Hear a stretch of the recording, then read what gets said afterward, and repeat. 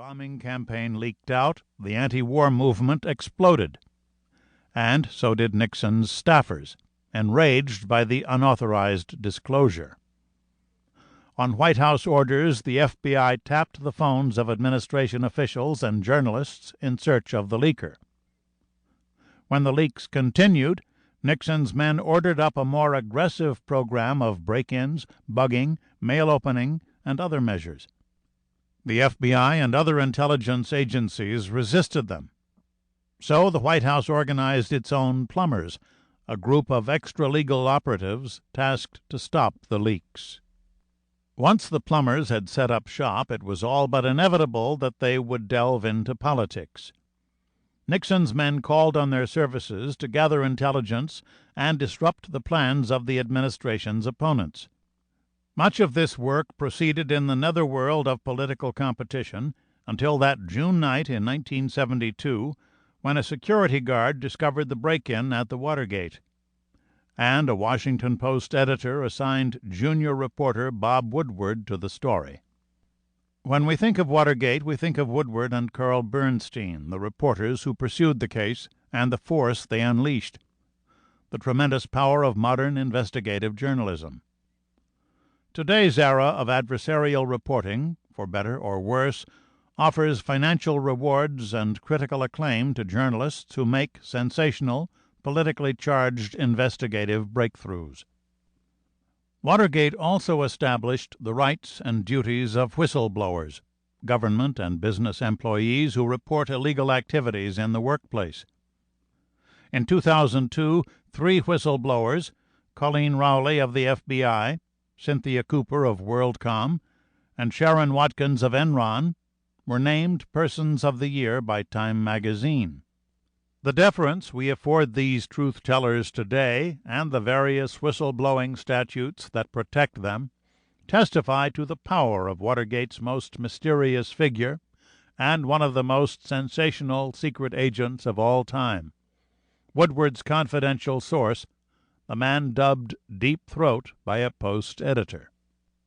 As Woodward and Bernstein made clear in their book, All the President's Men, Deep Throat essentially created the Watergate story, steering Woodward to the major issues of crime and corruption that went far beyond the third-rate burglary of the Democratic National Committee headquarters in Washington's Watergate complex.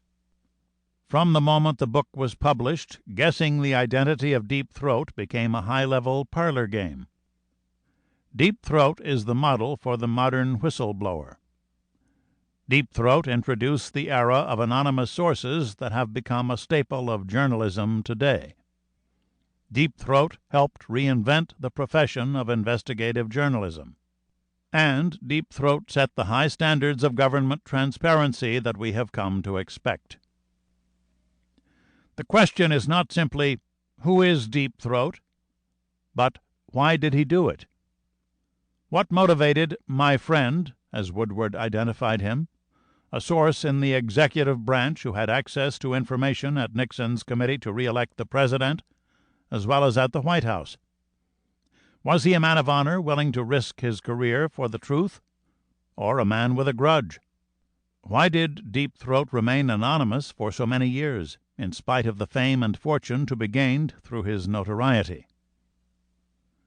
The main question was answered on May 31, 2005, when I identified Deep Throat in a press release announcing my article on the subject in the magazine Vanity Fair. That person is my client, William Mark Felt, 92 years old at this writing, formerly the number 2 man in the Federal Bureau of Investigation.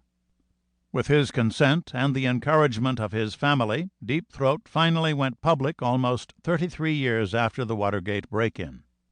The Vanity Fair article told of how we identified W. Mark Felt and how his family persuaded him to reveal the secret he had intended to keep until death. Much of the article recapitulated the Watergate story for the benefit of younger readers. But what of Mark himself, his personality, moral background, and motives? How did he work his way through a time of tension and isolation, taking on not only a corrupt administration, but the new compliant FBI leadership that the Nixon administration had installed?